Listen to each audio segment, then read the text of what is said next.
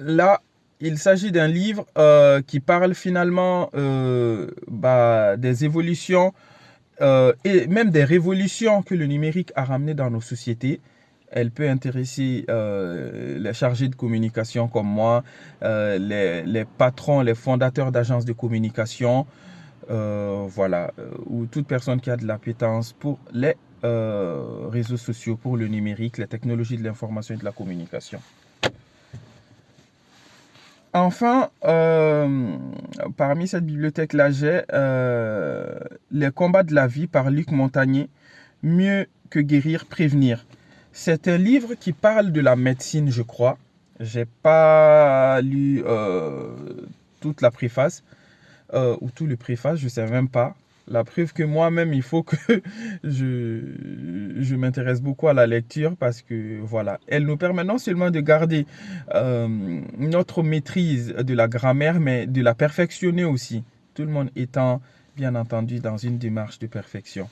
Bah, nous allons finir par ce livre qui parle justement de la médecine, de la santé, je crois, dans nos sociétés qui se modernisent de plus en plus.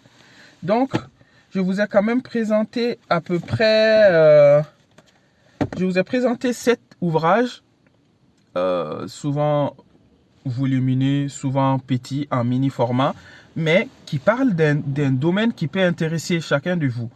Que vous soyez dans l'agriculture, le domaine agroalimentaire, le domaine de la petite enfance en tant que créatrice d'une école qui inclut une garderie, ou encore le domaine finalement du sport, du bien-être, de la nutrition.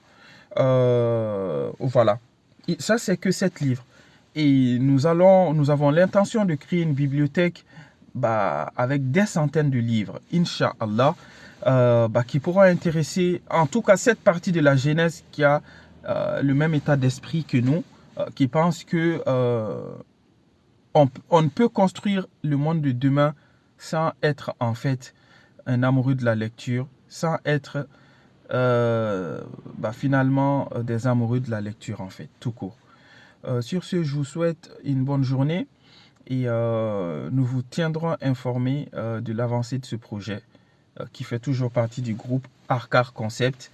Arcar Concept, c'est un groupe voilà, qui se positionne non seulement dans la communication digitale, mais qui, au fil des années, a également développé d'autres services comme l'accompagnement des acteurs de l'immobilier, l'accompagnement des chargés de ressources humaines dans les entreprises, à savoir aider les personnes à acquérir des compétences,